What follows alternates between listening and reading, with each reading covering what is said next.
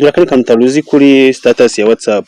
Uzi ko WhatsApp ifite uburyo ushobora gukora post noneho ukamenyesha umuntu cyangwa se ugataginga umuntu cyangwa groupe runaka, noneho uwo muntu taginze agahita abona notification nawe akabasha guhita ya postinga ya video direct bidasa cyangwa se ya foto wa postinze nawe akayipostinga kuri status ye.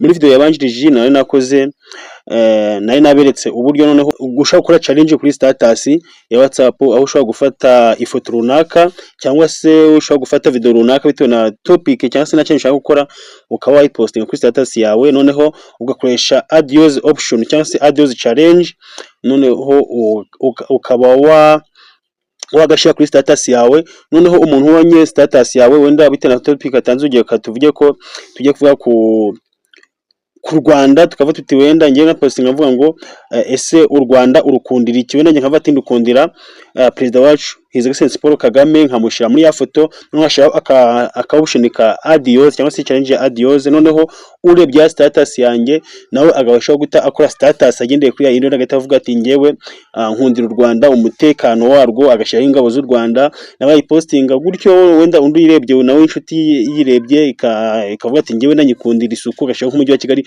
gutyo nyine tu bikaruhekane ari challenge watangije. Niyo yongeye ko kandi kawushinika kari kuri status utaruzi, na kawushini nyine ko gutaginga umuntu cyangwa se groupe runaka ku buryo nujya gusharinga status yawe cyangwa se post ya kuri status, wa muntu ahita abona notification cyangwa se ya groupe ikaba notified, noneho ku buryo nawe ashobora guhita ako kanya direct akanda kuri ya tag wa mutaginza cyangwa se ya mentioninze, agahita nawe ayipostinga kuri kuri status. Nibyo ngiye kwereka muri video. Reka rero tubane, niba uri mushya kuri iyi channel ya Mixmax TV ndagusaba kanda subscribe n'undi ugakanda ndetse na like kugira ngo iyi video igere kuri benshi. Nyaboneka iyi video none yagufashe uyikoreshe ya, kandi support yawe irakenewe cyane. Okay, nkuko bisanzwe rero uraza ufungure WhatsApp yawe, niba ufungura WhatsApp yawe noneho urahita uza hano kuri ushira ukora status aha kuri update, nurangiza uhakande. Numa kwakanda hahita haza ama status y'abantu atandukanye, wowe urahita ureba hano hepfo. Ubwo nyine ugiye gukora status yawe urahita uza hano ukorera status, ushobora guca hano cyangwa se ugaca hano kuri note, byose birashoboka kuko kano note kagira ama option atandukanye nayo, hari text, hari video, hari photo, byose birahaba. So rero reka twe duce kuri kano kuko ari video kandi dushaka gukora ibintu byihuse, tujye kujya guca kuri note, duce kuri kano tuze. Nitumara kugera hano turahita tuza tujye telefone itujyana muri gallery zacu. Nyuma kutujyana muri gallery zacu cyangwa se muri gallery yacu, noneho tuze dushake ifoto dushobora gupostinga. Twamara kwipostinga noneho tukagira ute tukamentioninga umuntu cyangwa se groupe dushaka. Kandebe ndapostinga yihe, sorry ndiko ntabita mbona ifoto nziza nshaka gupostinga ikagira wenda igisobanuro runaka, ariko reka turebe. Okay, reka twishireho iyi y'ingabo zacu z'u Rwanda. Reka dushireho ingabo zacu z'u Rwanda n'urugero. Reka dushireho iyi iri hano, reka bari dupostinga. Noneho nitumara kuyipostinga ubundi mbere cyo gite tumentioninga abantu tatikandaho gutya. Nitumara kwikandiraho gutya ubundi dukeneye kugira kweditinga, dushaka kuza tugakanda hano tugaswipinga hano hejuru. Ibyo byo ntekereza ko nta muntu utabizi. Ibyo kuba wakweditinga ifoto ushaka kuza hano gutya kuri swipe up for filter, ugahitamo filters zitandukanye.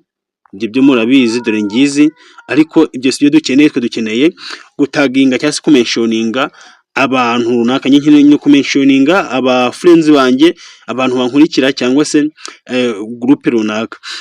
Leta nze rero hano wenda nshiraho caption hano nkuko bisanzwe, nshiraho caption runaka mvuge ngo wenda niki ukundira ingabo zacu z'u Rwanda, ni urugero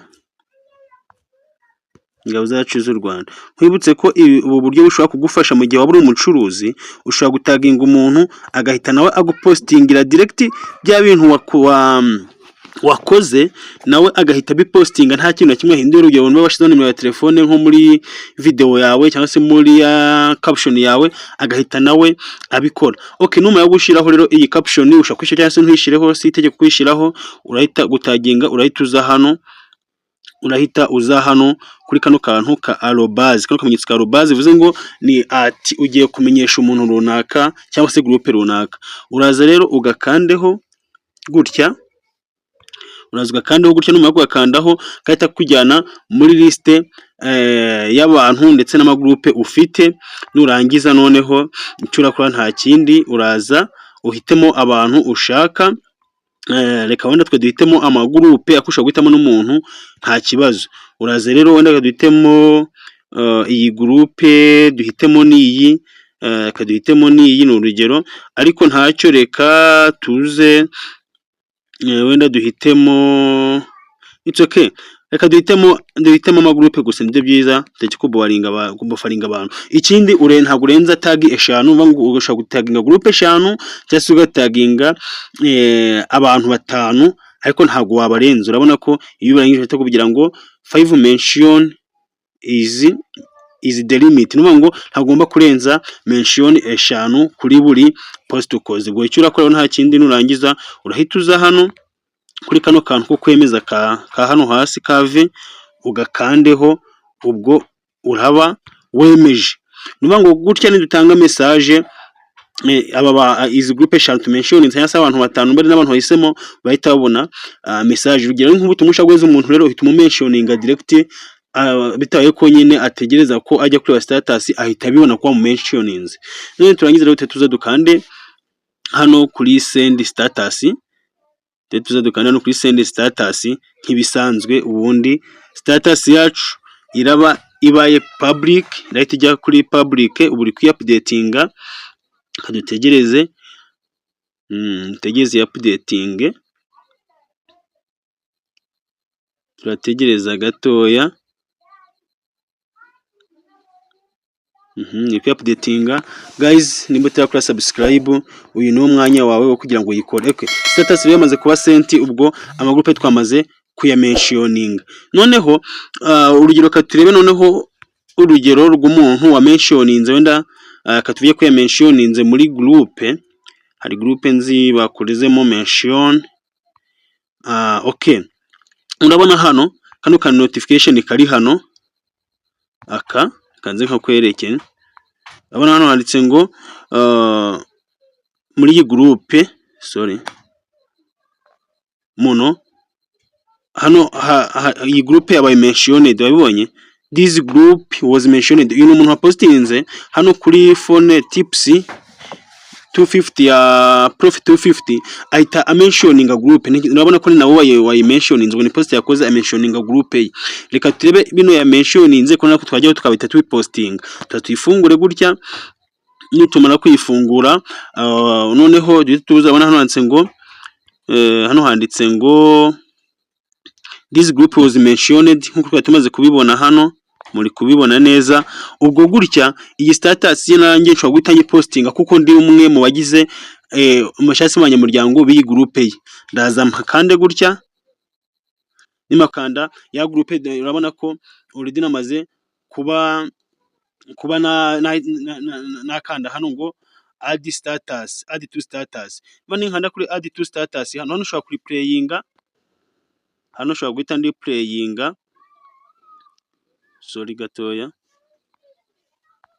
turebe. Yes, hano ushobora guhita ndi playinga hano, cyangwa se gakanda hano add to status hano.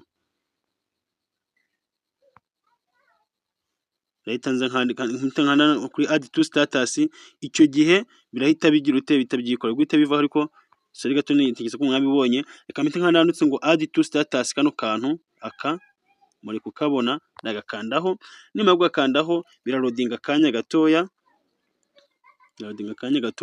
noneho urabona ko kano kanya direct byantuye yapostinze bahise babimpa, nanjye nshobora guhita mbipostinga, nkaba namufasha nko kwamamaza, niba ari ikintu ari gucuruza nkaba namufasha guhita ncyamamaza byoroshe, bidasabye ko wenda nagira ibindi bintu editing. Urabona ko gutya byahise biza, ubu nshobora guhita mufasha mu kwamamaza iyi poste ye. Urabona ko hano byose byamaze kuzaho, ubundi nahita nkanda hano kuri send. Icyo gihe kuko na groupe yataginze nayo nyirimo, mpita mbona notification nanjye muri groupe, nkaba namugira ute namwamamariza, cyangwa se yantaginze direct nabwo nahita mbibona. Guys, ubu nibwo buryo rero ushobora gukoresha ubu ni ubundi buryo bwiza ni WhatsApp yazanye, ushobora gukoresha ukaba wamenyesha umuntu ko wamuhaye wamugeneye ubutumwa ariko kuri status yawe cyangwa se groupe runaka. Nimba video igufashije, ntugende uyakanze like ndetse ntujye gukora share, kandi ntugende udakanze ku buto ya subscribe kiya kitubana mu biganiro byacu bya buri munsi. Iyi ni Mixmax TV, nakagaruka ndaje mbe ku tundi tips WhatsApp yazanye twose utaruzi. Ciao ciao, ndabakunda cyane.